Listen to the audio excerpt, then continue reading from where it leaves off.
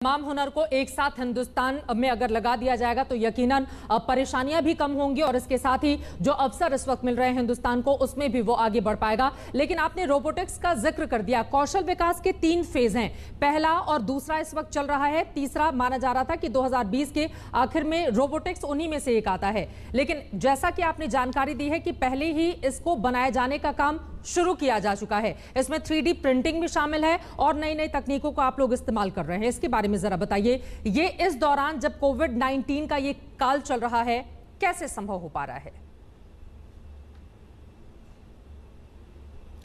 इस समय मैंने आपको जो बताया, हमारा प्रधानमंत्री कौशल विकास का आपने बिल्कुल ठीक फरमाया है।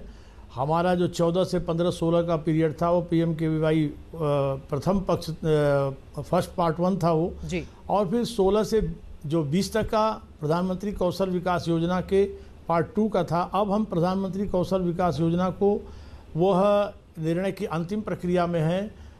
कौशल विकास योजना पार्ट 3 लेकर के आने वाले हैं।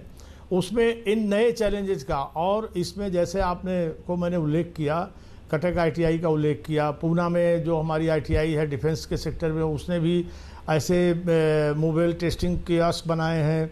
हमारे जहानाबाद ITI ने ऐसे बनाए, कहीं टनल बनाए गए हैं।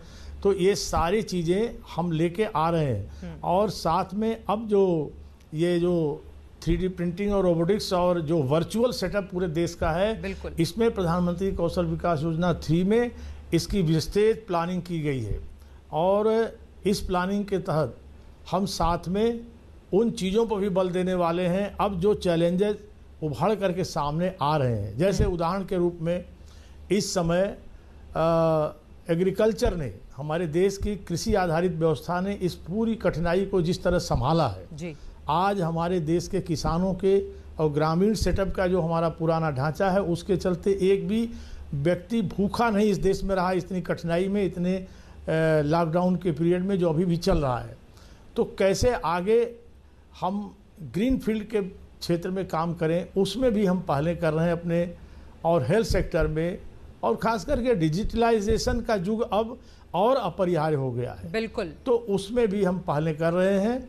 और उसमें सबसे ज्यादा महत्वपूर्ण भूमिका तो आपके मंत्रालय की जानना है। चाहेंगी तो और भी हम बता सकते हैं। बिल्कुल सर, डिजी लॉकर की जो व्यवस्था है मौजूदा सेटअप में, आपने कहा जब पूरी दुनिया वर्चुअल वर्ल्ड में तब्दील हो रही है, इस दिशा में कैसे आप लोग आगे बढ़ रहे हैं?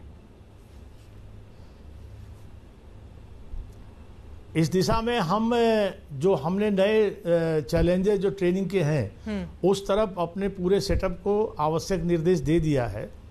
और ये हम इसमें 2-3 और चीज़ें कहने वाले हैं। एक तो हमारी जो ट्रेनिंग्स हुई थी उनका हम एक डाटाबेस पूरे देश को बताने जा रहे हैं कि कहाँ हमारे इस समय की ज़रूरतें। उदाहरण के रूप में अगर हमें इस मेडिकल फील्ड में जो ज़रूरत है, हमें प्लम्बिंग क्षेत्र में जो ज़रूरत है, हमें सर्विस सेक्टर की आज आवश्यकताएं बढ़ी हैं, उसमें जो ज़रूरत है उसका डाटाबेस हम तुरंत प्रस्तुत कर रहे हैं सबको, कि जिससे